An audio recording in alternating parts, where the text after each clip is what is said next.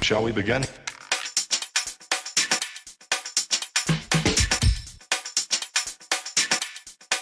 Let's begin now.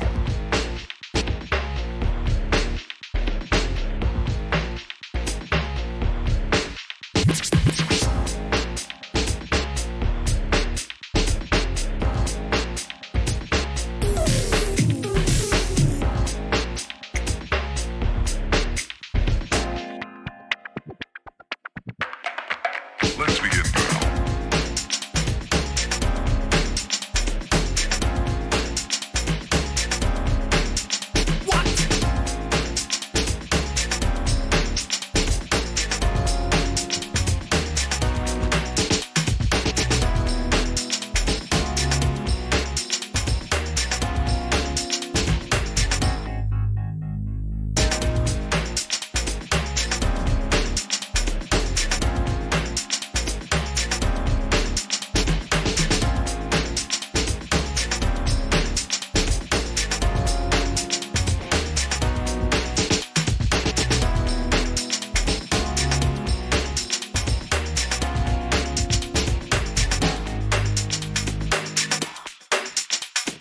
This is not a drill. Repeat, this is not a drill.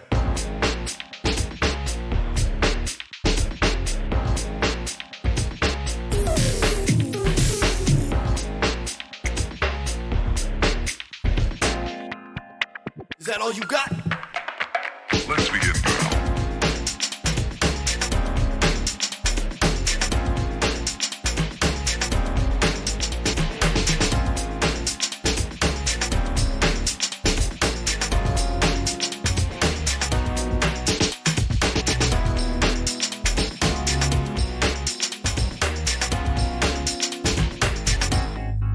What up?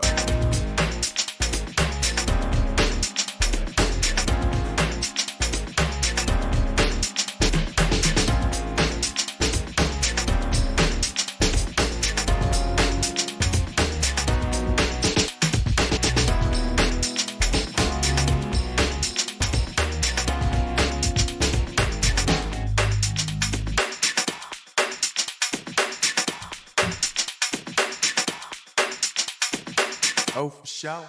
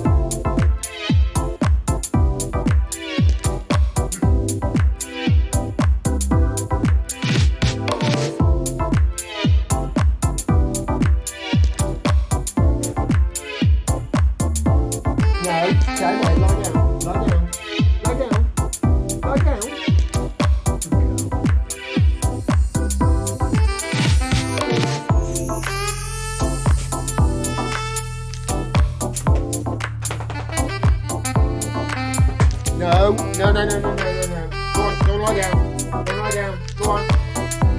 Now, going on down. Good girl.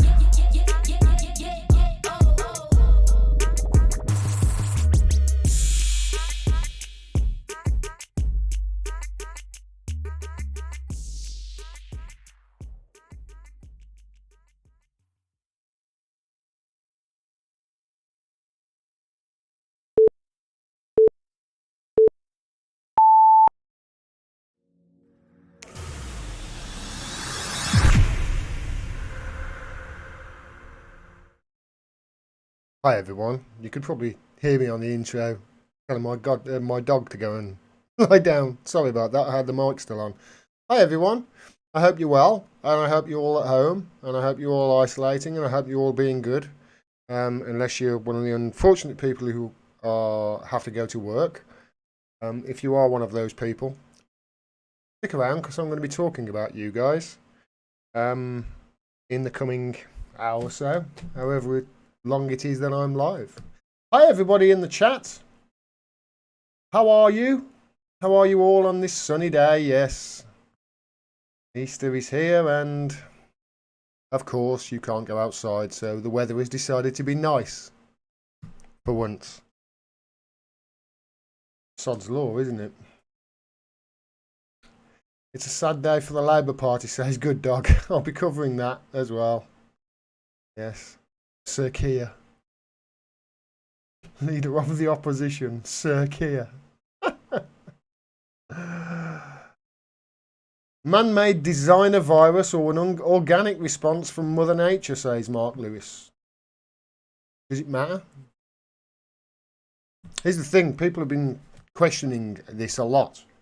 What do you want? What do you want? Come here. Up. Up here. What do you want?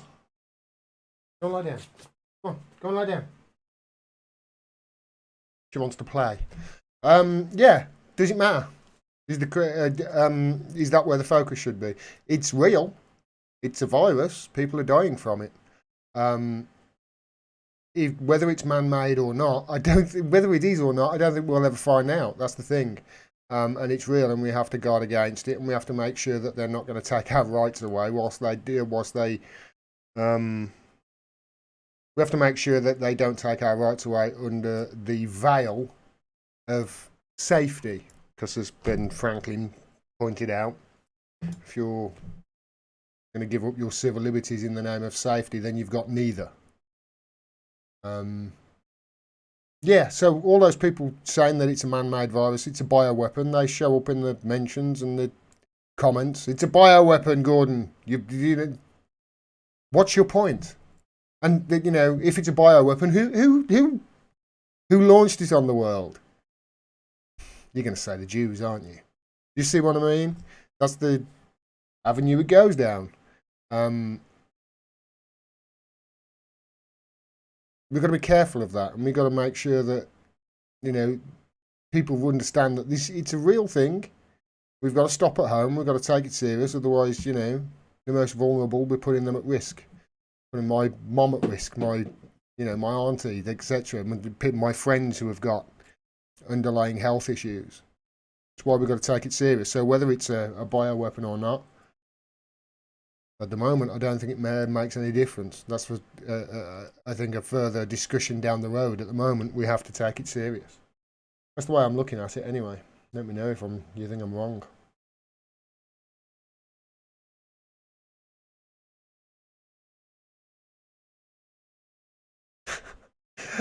The animal rights people are sailing into Antarctica to force social distancing on the penguins, says Neocynic. Yeah, very funny. All right. Make sure I've got this set up. You want to see the definition of irony? This is from Reuters. Russian ventilators shipped to the United States, made by firm under US sanctions. Ventilators delivered by Russia to the United States to help treat patients of the new coronavirus were manufactured by a Russian company that is under US sanctions, Russia's RBC Business Daily reported on Friday.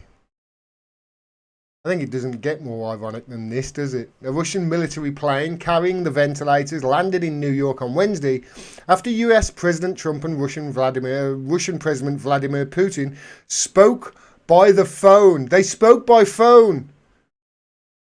It's collusion. It's collusion. I finally found it, everybody. Luke Harding, look! Luke Harding, look! Russian state television footage of the plane's unloading showed boxes of Aventa M ventilators, which are produced by the Ural Instrument Engineering Plant in the city of Chelyabinsk, which is 930 miles east of Moscow. UPZ is part of a holding company called Concern Radio Electronic Technologies, which itself is a unit of Russian state conglomerate Rostec. And Kret has been under US sanctions since July 2014, with US firms and nationals barred from doing business with it.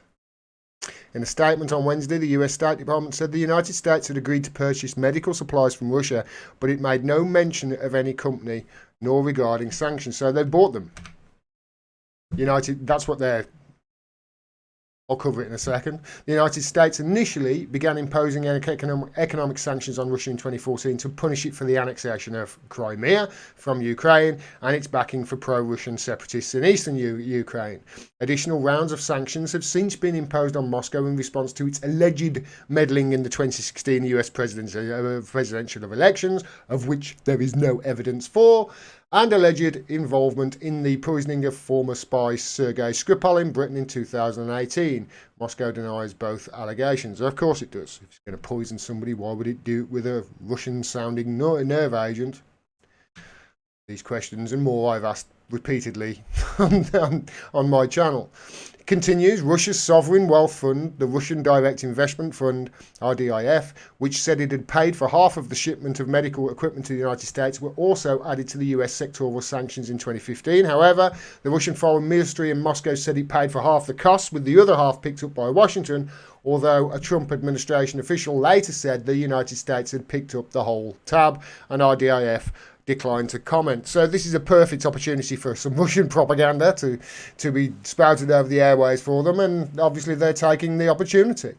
You know, they're delivering ventilators and medical supplies to America from companies currently under US sanctions. So the United States are breaking their own sanctions. Are they going to sanction themselves for breaking their own sanctions? Is that the way it goes now? Interesting to see, won't it? Susie Dawson, I love this tweet. Incredible. Despite years of brutal American sanctions and media libel, Russia responds by sending the US ventilators / PPE. Americans, your family member's life could be saved because of the generosity of a country who you've been taught to hate. Think on it. Thought that was great. This, of course, is just a pattern for America. They've bought from a company that they're already under sanctions, and elsewhere, they're just stealing it. This is in the BBC. Coronavirus, US accused of piracy over mask, quote, confiscation. The US has been accused of redirecting 200,000 German-bound masks for its own use, in a move condemned as modern piracy. The local government in Berlin said the shipment of US-made masks was confiscated in Bangkok. The FFP2 masks, which were ordered by Berlin's police force, did not reach their destination. So they have just commandeered some masks that were on their way to Germany. And of course, this is another story. I've seen another story that they're actually stealing masks that are on the way to Canada as well. And you can see here face masks from China intended for France were hijacked from the US at the last minute. That's what they're doing around the world, just going and trying gathering up as many masks as they can, and to hell with the countries that have ordered them. That one story there, they paid 3 times the amount that the French paid for just as they were being loaded onto the plane. They decided to swoop in and pay 3 times the amount cash up front. That's how they commandeered these face masks. Obviously, we're talking about sanctions here, though. And while the US is breaking its own sanctions that it put on Russia, it's increasing sanctions elsewhere. It's disgusting, this is. The United States have offered Venezuela sanctions relief, though, for a power-sharing agreement. Interesting, the US has offered to lift crippling sanctions against Venezuela if its leaders agree to a power-sharing deal. Its leaders, BBC leaders. There's only one leader in Venezuela, that's Maduro, the democratically elected leader. Under the US plan, Venezuela's left-wing president Nicolas Maduro would step aside and a transitional council would govern until fresh elections. In other words, they want to install their puppet Guaido. The US imposed its latest round of sweeping sanctions against Venezuela last year in an attempt to force Maduro to step down. However, Maduro has so far resisted all attempts to remove him from power. He is backed by Venezuela's military as well as Russia, China and Cuba. Really? Is that all he's backed by? BBC? He's backed by Venezuela's military as well as Russia, China and Cuba. He's also backed by the people of Venezuela. BBC. It's a democratic country and their elections are, in the words of Jimmy Carter, one of the best in the world. Forgot to put that in their title of their, well, in their story, totally. This obviously is on the back of the United States basically calling Maduro a narco-terrorist and saying that he's the head of some cocaine trafficking ring or something like that. Put a $15 million bounty on him being, on whoever gives them information that will lead to his arrest. That deal, I have heard other people say this quite often, that deal that they've offered Venezuela is erringly similar to the deal that the United States offered the Grenadian government before they invaded Grenada. So there you go. According to the United States, the sanctions aren't working with Venezuela, so they've decided to label him a cocaine smuggler instead, and then send warships to the Caribbean to try and stop them. Do you see how this works? You know, sending warships now after this ultimatum, which was very similar, apparently, to the ultimatum that Grenada had before the US invaded. What was it, in the 80s, was it? This is ridiculous. Ridiculous. And this is who the United Kingdom are taking their orders from, remember. This is who we follow. Whatever they want, we do it. Our government, the United States, jump. Our government says, how high? How high? Would you like us to seize an Iranian tanker? No problem, President Trump. Who our media and government are basically saying is a a pawn of Vladimir Putin. Yeah, we've got no problem turning our Royal Navy into a bunch of pirates, though. No problem with that at all. Yeah, we'll turn our Royal Navy into pirates for you, America, because we are your lapdogs after all. And obviously we'll also just steal Venezuela's gold, 1.4 billion pounds of it that is in our vaults. Yeah, we won't let them have it because America said so.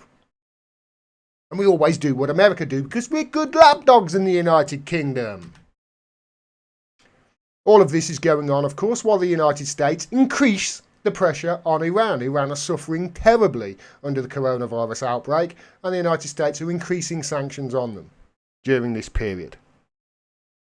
We need to pressure the US to drop all of these economic sanctions worldwide. That's what we need to do in the UK. We need to be pressuring them to drop the sanctions. Not happily go along with whatever they want like their good little bitch.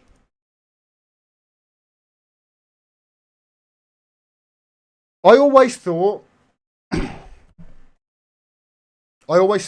it would take, I mean, we're going around the world just causing havoc, the Americans are, and we're happily going along with their coattails with these sanctions. Remember, sanctions are an act of war. It's siege warfare. The people who suffer under sanctions are the people, not the regime that you're trying to topple, the people. It's the Iranian people that are dying under these sanctions. It's the Venezuelan people who are dying under these sanctions. 40,000 of them, according to one study that was done. They don't report that in the media. We need to be pressuring them to drop these sanctions, not going along with them.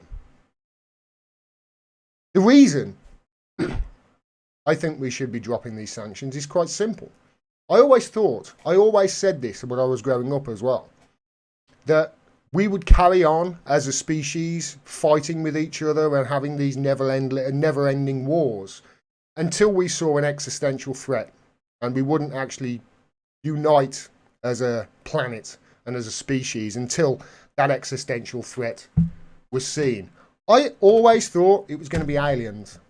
I always thought, yeah, until there's an alien invasion, the planet won't rise up. You know, they made a movie out of it, didn't they, with Independence Day? It was a good movie, and they ruined it by making a sequel 20 years later, or 30 years later or something. But it doesn't have to be aliens, because this virus could be it. This virus could be the existential threat that we need to actually unite and to put our petty differences aside and just to stop this nonsense war, because this virus doesn't care about borders. Doesn't. And this virus doesn't care about what history your countries have. It doesn't care about the colour of your skin. It doesn't care whether you're black, you're white, you're yellow, you're pink, you're brown, you're, what was it, a funny tinge that Labour politician said last year. It doesn't matter. It doesn't matter any of it. It treats you the same. It doesn't matter what imaginary man in the sky you pray to. It doesn't matter whether you're Jewish, Catholic, Christian, Hindu. It doesn't matter. It treats you all the same. So why are we fighting each other and not coming together to fight this existential threat? And the worst thing about it is we could have prepared for this.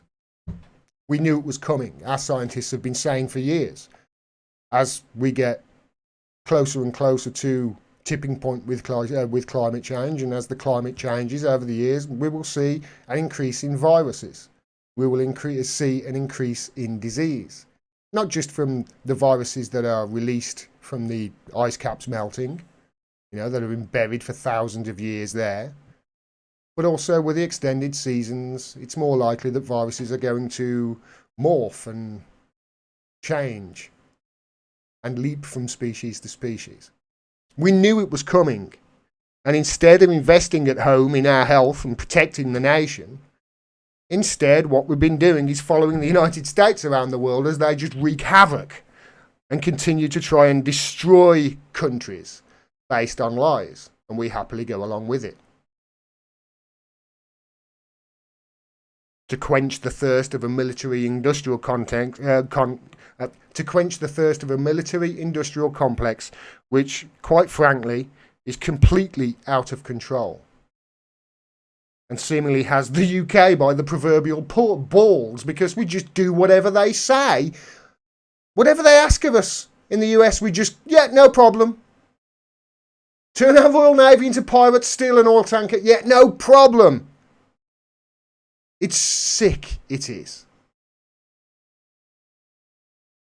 They're continuing to do all this throughout a pandemic, and we're continuing to go along with them.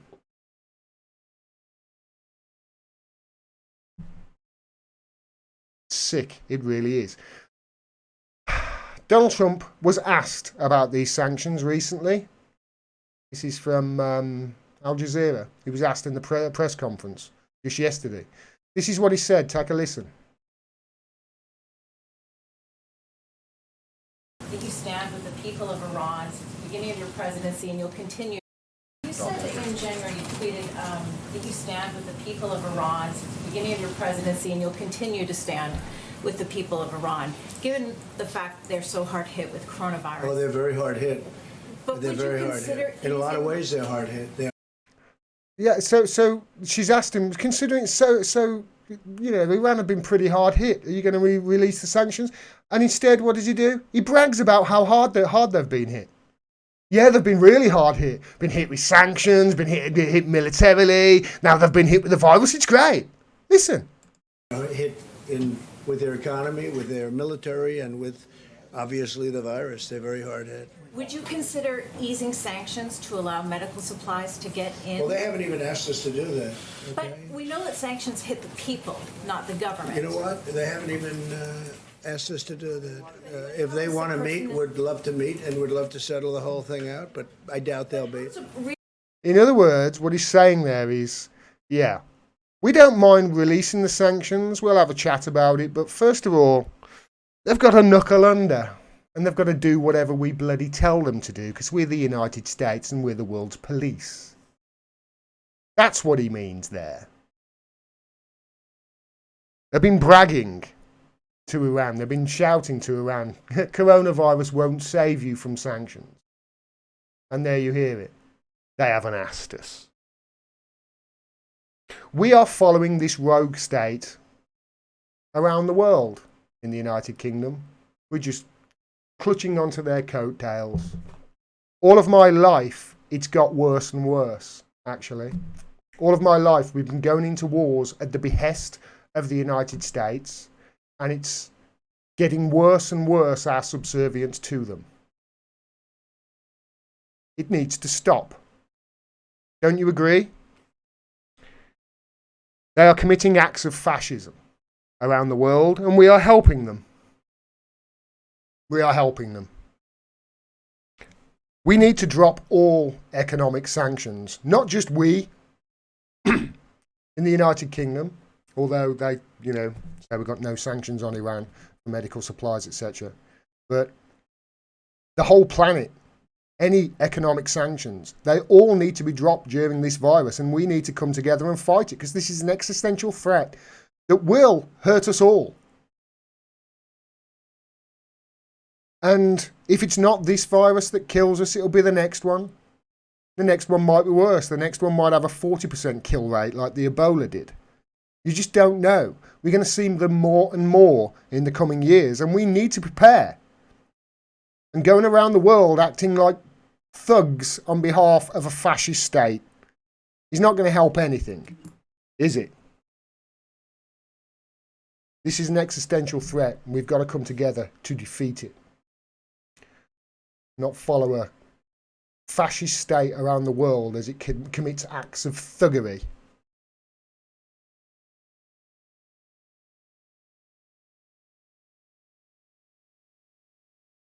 Really trailed off at the end, that did.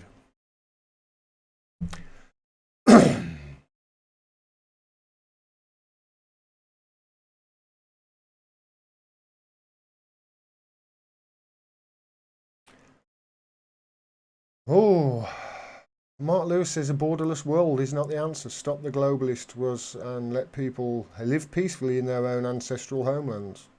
End depopulation and force mass migration. Okay. Don't know what that means. Don't know what that means. Wow. Thank you very much, Mod UK, GKOB. Thank you, man. I really appreciate it. Devout Dems should refuse to use ventilators in case one comes from evil Russia. Clearly an attempt to influence the elections. Yes, absolutely. Absolutely. They're influencing the elections with this. Mod, you're absolutely right. Thanks for the super chat, mate. It's just I think that story just highlights, when I say America, by the way, I don't mean Americans. I don't. Some of the best people I've ever met in my life were American. It's America, and when I say America, I mean the American, not the American government, but as Julian Assange would call them, those unfortunate factions within it. He's talking about the deep state. That's who I mean. And we're just following them around the world, and it's sick. And it's got to stop. Let's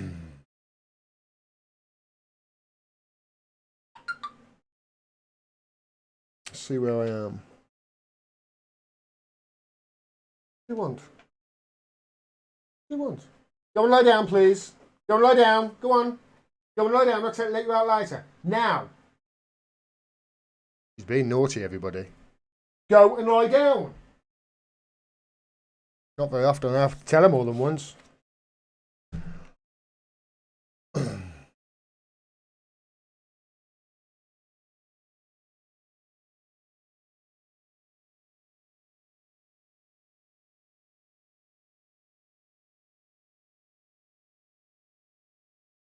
Right.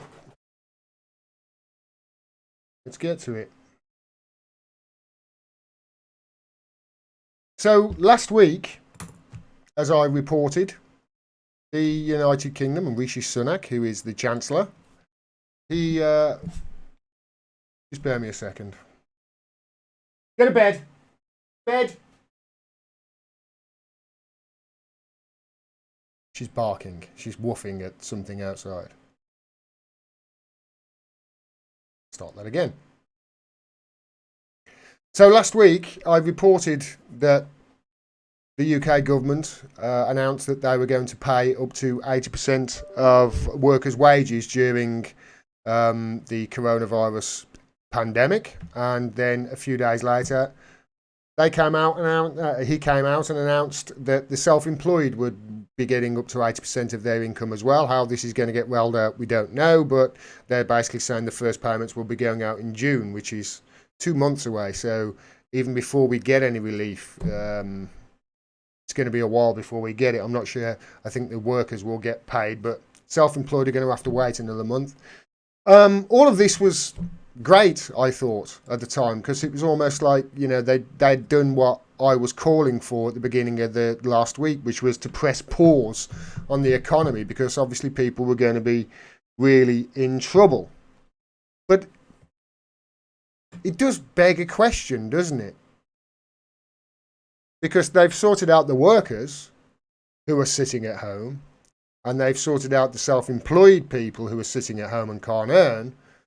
But what about the people who are actually going out to work and having to work during this pandemic, putting their health on the line?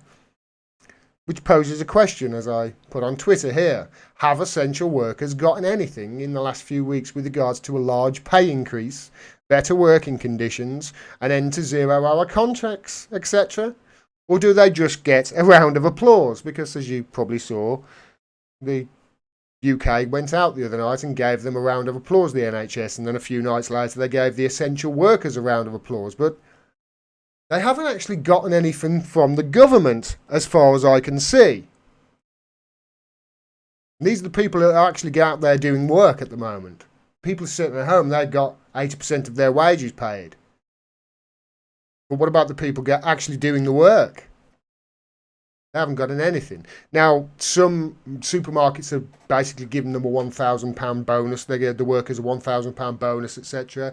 Or they're giving them an extra little bit during this time. So, and that's all great. But it's all temporary from what I can tell. There's nothing actually concrete going forward. So what about, you know, an end to 0-hour contracts, which are a scourge on the working class? What about better working conditions or a large pay increase? We haven't seen any of those, have we? 40 years of neoliberal policies have destroyed our health system. Our doctors and our nurses at the moment, who are on the front lines and who are actually in the, you know, the battle zone of this virus, putting their lives and the lives of their families at risk, because they're actually doing it without PPE, because we weren't prepared, even though scientists have been saying for years that this was probably going to happen. It was inevitable.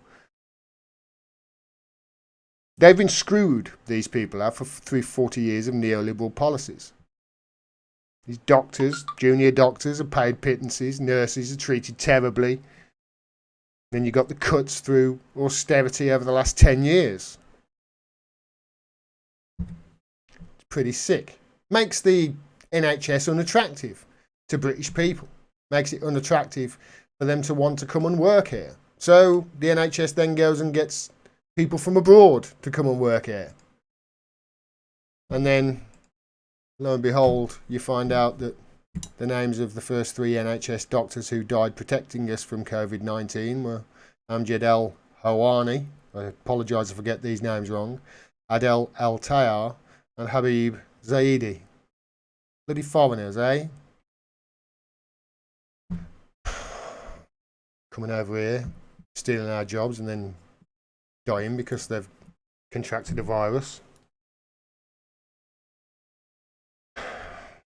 It's not just austerity that has caused this. It's not just austerity that has left our NHS on its knees. Like I say, it's 40 years of neoliberal policies. Not just the Tories with their austerity over the last 10 years, but it's also, you know, Tony Blair with his PFIs, and he's making the National Health Service unprofitable so that they can then say, see, it's unprofitable, we need to privatise it and sell it off to America.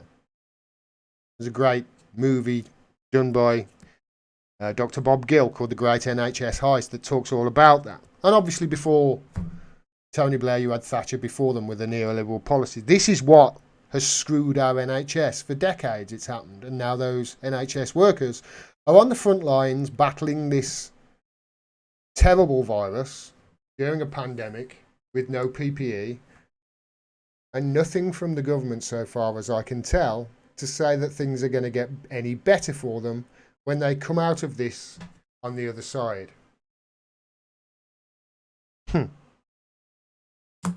Sent in there without PPE and then gagged from actually telling the media about the shortages. That's what's happening right now. These workers are going out there in the NHS, putting their lives at risk, and they're getting bupkis in return. Everybody else has got something, not the workers though. What about the Amazon workers? Is it any better for them? Because, I mean, Amazon's obviously it's making a fortune right now. Is it any better for them? No, of course not. These essential workers. Well, I think they're called essential because essentially they will get no money at the end of it. The shop assistants, the lorry drivers, the home delivery people, they're not going to get anything, are they, at the end of this? They're not going to get any improvements. They just get a round of applause. Seemingly that's all they're going to get. The people who are really the lifeblood of this country, the people who have really got the real important jobs, the people who are on the front lines at the moment, keeping us alive and keeping us fed, are the very people that have been screwed the most over the last 30, 40 years, aren't they? We're finding out which jobs are really important during this time. Austerity has led these workers to have lower pay, worse conditions, and has obviously given them, not a contract, but 0-hour contracts where they don't know day to day whether they're actually going to be going into work. And so far, all they've got is a round of applause. And then you've got to ask, who is doing well out of this crisis? Who is doing well out of it? Think about it. Amazon. That's who's doing well out of it. Can you imagine? I mean, I haven't seen the figures, but can you imagine Prime membership's going to be going through the roof right now, isn't it? With everybody at home and nothing to do. And imagine Amazon Prime with their wide range of programs. Imagine they're going through the roof. Obviously, Audible subscriptions, books, etc. They're going to be going through the roof. Obviously, food deliveries. The Amazon food deliveries are going to be much higher than they were. Everything is going to increase through their delivery service, isn't it? They've already profited from the panic buying, the toilet paper, etc. You can imagine now with plenty of families at home, how many wives are at home badgering their husbands right now to put up that wardrobe and ordering the, decorating equipment, etc., home improvements while they're at home. All of these things are going to be getting done, and Amazon is the company that's going to be profiting from it because all the other places are closed. Amazon's going to do great. I mean, you can look at any section. Exercise equipment will go through the roof as well. You can imagine that they are breaking records all over the place. And I've seen no figures yet. And I am imagining that they're actually going to be trying to keep those figures well under wraps. They don't want people to realise that Amazon are the big winners out of all of this. And the workers, the Amazon workers, what do they get? Nothing. They get sacked if they want to talk about their bad conditions, as we found out from a whistleblower in America recently. Yeah, they get sacked. Their drivers get treated pretty terribly. And by the way, the drivers who are in the trucks delivering the food up and down the country right now, they're getting treated like lepers wherever they go. They don't even see people now. They just put their keys into a letterbox and then get shuffled off into a room with half a dozen other drivers coughing and spluttering. They're getting treated terribly. Are the warehouse staff going to get a rise in the minimum wage out of this, do you think? Anything extra from the government, an end to these 0-hour contracts? You think they're going to get any of those? No, they've got butt piss. But with great crisis comes great opportunity. Because like I said, these people that we are now relying on, that are now the lifeblood of this country, they are now the people literally keeping us safe and keeping us alive and keeping us fed, are the very people that neoliberal policies have screwed mercilessly all of my life. And now the country is depending on them. I've got a little bit of a proposal for you. Strike. Don't you think it's time? Don't you think it's time to strike? I'm not talking about the health workers here. I'm talking about what they're calling essential workers. You know, the delivery drivers, the Amazon worker, the grocery store checkout person, the shelf stacker. You know, the real essential workers who have been screwed through neoliberal policies. Strike. Strike on behalf of the nurses and the doctors. If you want to draw attention to your cause, that's what you're going to. That's what you need to threaten to strike for first. The nurses and the doctors, better wages, more equipment, better funding. And then when it comes to, if you get that, when it comes to actually striking for yourselves, then everybody's going to be supporting you. And I don't just mean with a round of applause outside. I think that is what they need to do. Because here's my opinion, and it is just my opinion, but they're not going to get anything, unless they do. Unless these workers strike and grab the power that they have an opportunity to grab right now. It won't be given them. It won't. The real workers in this country right now, in the world actually, they're the ones who have got all the power. All they need to do is grab it. Strike. That's what I think they should do. Let me know if you think they should do it too.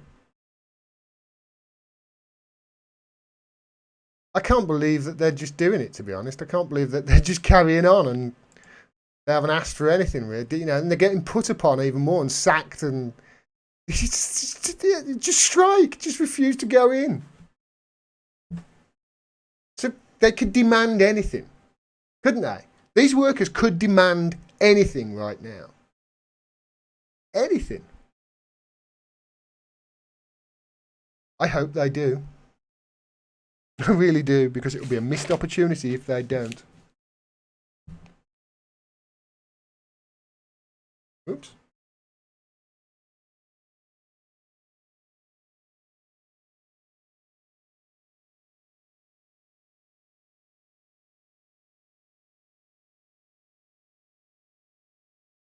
How about you stop buying from them? Easy to pass the book. Well, Amazon. Stop buying from Amazon. No chance, mate. Amazon's great. It's going to be even better once the people own it. Yeah. There's an opinion you won't hear from a progressive too often, is it? Right. Ellie, go and lie down, please. I won't tell you again. Lie down.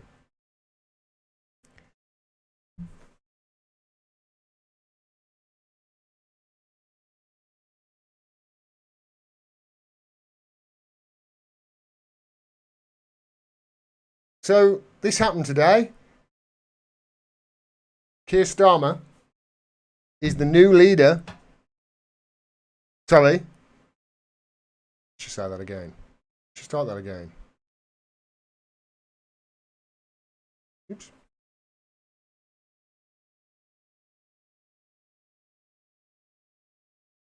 So this happened today. Labour Party have a new leader, and surprise, surprise, it is millionaire knight Sir Keir Starmer. He's the new leader of the Labour Party, of the working class. He's the voice of the working class. A millionaire knight of the Queen's realm. Let's have a look at what what Keir thinks is important, shall we? This is the from the Labour leadership debate on the BBC a couple of weeks ago. Take a listen to what these were the candidates for the Labour leadership position. Take a look at what they said was what they thought was the most important thing for them to do if they were elected leader. What would be your number one priority were you to become leader of the Labour Party and the next British Prime Minister? Tackling anti-Semitism within the party is what. Tackling anti-Semitism. That's Rebecca Long Bailey. She was the left. She was the left's choice. She was the choice of the progressive in the Labour Party. And she said the thing that's most important for her, if she was elected leader, was to tackle anti-Semitism in the party. And the second priority is developing a policy programme that's transformational. To rebalance our economy, to make sure that we are united, that we're on the front foot and that we're fighting back. To deal with anti-Semitism. So just in case you missed it there, what Emily Thornberry said was a word salad that meant nothing. That's basically what she said. And then Lisa and Andy, anti-Semitism again. Authority to go out and fight for a better country until we've done it. I agree with Lisa on anti-Semitism. I think until we can demonstrate that anybody who's anti-Semitic is out of our party, we will not be able to persuade people that we can win an election. So there you go. Keir Starmer, new leader of the Labour Party. Yeah, his priority is tackling anti-Semitism in the Labour Party. Let me tell you something, Sir Keir. Oh yeah, I interviewed my mate Chris Williamson in January. Spent the day with him, hours. We talked about everything. And I've spent many an hour, actually over the last year or two, talking to members of the Labour Party about this supposed anti-Semitism. And do you know what they tell me? All of them. There isn't a problem with anti-Semitism in the Labour Party. In fact, Chris Williamson said in all his time, one or two instances, and even then they're minor. I think he said no, none at all. But others have said, yeah, anti-Semitism's not the problem in the Labour Party. I'll tell you from what I have seen, the problem in the Labour Party is, and it's not anti-Semitism. It's apologists for apartheid being in the parliamentary Labour Party. That's the problem. The Labour MPs are a bunch of apologists for apartheid. That's what it comes down to. If I was stupid enough to be in the Labour Party right now, to be a member, they would kick me out. And it's not because I'm an anti-Semite at all. Palestinian Arabs are Semites. I'm actually sticking up for Semites here. I'm actually sticking up for them whilst they face a crushing illegal occupation and crimes against humanity against them. How is that anti-Semitic? It's not. It's a trick. If this was the 80s, if this was the 1980s, I dare say Sir Keir Starmer would be calling Nelson Mandela a terrorist, like the Tories were. It's just yet more proof, isn't it, that we're Israel and America's bitch. Because, you know, let's face it, Israel is America's 51st state. Our subservience to them really needs to end. But let's look a little bit deeper at Sir Keir Starmer, who is now the leader of Her Majesty's opposition. So this is from Verso. This is a great article from a guy called Oliver Eagleton. This is from January 2020. Excuse me. Clear my throat. The case against Keir Starmer, he said. This article, I read a little bit of it. I've highlighted the paragraphs that I want to show you, though. Keir Starmer has made a pitch for Labour leadership on a promise to retain the party's left-wing policies. So let's have a look at his record, shall we? This is the bit I want to talk about here. Sir Keir's record is impressive, even if this summary leaves out certain qualifying details. For example, Starmer may have been assigned some of his most noteworthy cases. He was obviously, I think, a lawyer or something like that, a barrister, rather than choosing to take them on. So he had a good record. He was found by a select committee to have restricted the scope of the phone hacking investigation, though. And his estimated net worth of £1 to £5 million makes it somewhat less remarkable that he occasionally works pro bono. Still, there's no doubt that the Labour leadership frontrunner, once voted Britain's fairest man, has done some admirable things, and that his statesman-like persona is better at rebuffing media smears than Corbyn's admixture of defensiveness and piety. Yet a closer look at Sir Keir's past casts some doubt on his self-preservation as a champion of the oppressed. Just listen to this paragraph here. Starmer's campaign video touts his respect for human rights and civil liberties. Well, I mean, human rights. What about the human rights of Palestinians, Keir? Do you respect those? I dare say you want to not talk about those, don't you? I'll repeat this. Starmer's campaign video touts his respect for human rights and civil liberties, foregrounding his opposition to the Iraq War and the NSA presence at Menwith Hill. It cites his Guardian op-ed, published in 2003, which dismantles Blair's use of Resolution 1441 as a pretext for invading and suggests the government's official jurisdiction lacks credibility. That's pretty good. Yet when the SNP proposed an investigation into Blair's apparent lying in the run-up to the war, bolstered by findings in the Chilcot report, Sir Keir voted against it. So he voted against the investigation into Blair's lying. Blair's lying, remember, us into a war that cost around 1 million lives. He also voted for Trident in 2016 and worked tirelessly to secure Labour's support for the investigatory power bill, which expanded state surveillance and authorised bulk collection of digital communications. Sounds really great, doesn't he? Real progressive. As DPP, Sir Keir, by the way, DPP, just in case you don't know what that is the Director of Public Prosecutions. Yeah, Director of Public Prosecutions. And while he was DPP, Sir Keir tempered his love of liberty by fast-tracking the extradition of Julian Assange, process now making its way through the courts. He flouted legal precedents by advising Swedish lawyers not to question Assange in Britain, a decision that prolonged Assange's legal purgatory, denied closure to his accusers in Sweden, and sealed his fate before a United States show trial. Leaked emails from August 2012 show that when the Swedish legal team expressed hesitancy about keeping Assange's case open, Sir Keir's office replied, "Don't you dare get cold feet." As Jara Pruilla mentioned on Twitter here, the new UK Labour leader Keir Starmer has never posted a single tweet mentioning Assange or WikiLeaks. Never. Yet his campaign video was championing his respect for human rights and civil liberties.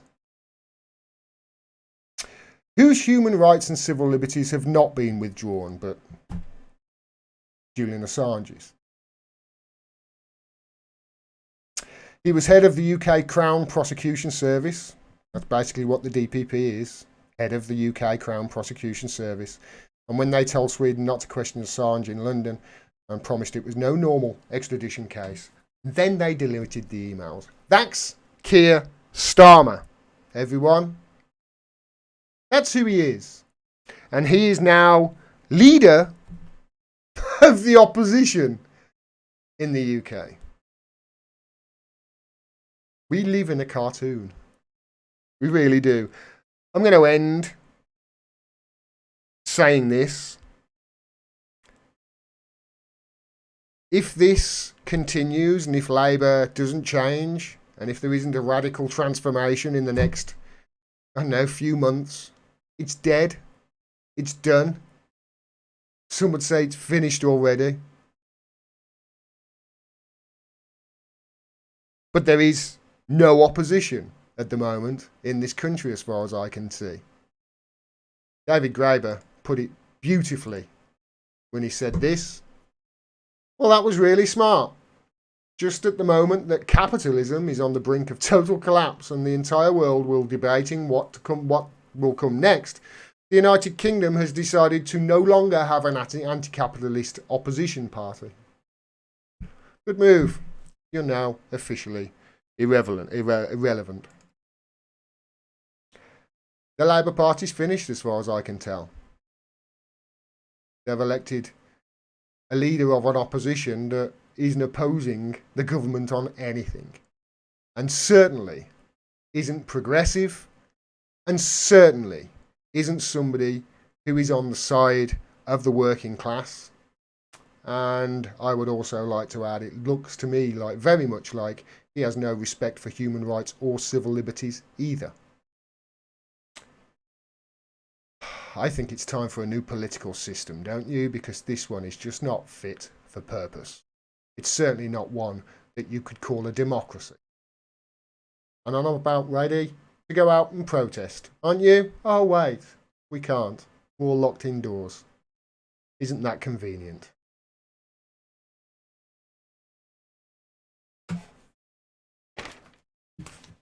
That's it for me tonight, everybody. That's all I've got time to speak to you about. Thank you very much. I want to end on this. To all of you, thanks very much to Mard who sent the super chat. Thank you very much. Obviously, I can't do this without you, but I realise we're all in this together. So, if you are a patron of mine and your money is tight, cancel your patronage to me. Just cancel it. I won't take it personally. We're all in this together. I'll survive. I will. Look after yourself. Look after, your family. Look after your community.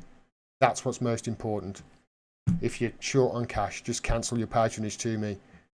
And if you're not, continue, and I really appreciate it. During this lockdown, I'll be putting out as much content as I possibly can. I mean, I put out like 85 videos last month, which was just like almost twice as much as I think the most I'd ever put out. So I'm going to continue putting more and more content out while I am on lockdown. I'm here with my dog. It's just me and her. Come here, Els. Come and say hello. Come on. Yes, you got your ball as well. Come on, bring it here. Say hello, because people like seeing you. Yeah, she's got her ball. She likes it. You like your ball, don't you? Yeah. So it's just me and her. And while it is me and her, I'm going to be putting out as much content for you as possible. And for you to all enjoy or hate watch or whatever it is you do. Stay safe, everybody. Please stay indoors. Don't go outside unless really imperative. Take this serious. Whatever your feelings on it, take it serious. It is real, by the look of it, unless this is the biggest scam in history. It's real, it's serious, and it really is something that we should be able to get past and get through if we all come together. But we all need to come together and hold the government's feet to the fire as well on this, because unless we really start making demands, they're going to be taking all sorts of rights and civil liberties away from us. And we have to make sure that they don't. Thanks very much, everybody, for watching. Please make sure you've hit the like if you haven't already. 113 people watching, 81 likes. That's a good ratio. Thanks very much, everyone. I shall be dropping more videos over the weekend, and I'll be back, I think, on Monday. And I also have got an interview set up with somebody. It's going to be a great conversation. This is a mate of mine, and you will know him all as well. And yeah, I can't wait. I'm looking forward to it. That will be early part of next week. So plenty of content coming to keep you all entertained while you're all sitting at home doing nothing with your feet up. Or most of you are anyway. Take care, everybody. Look after each other.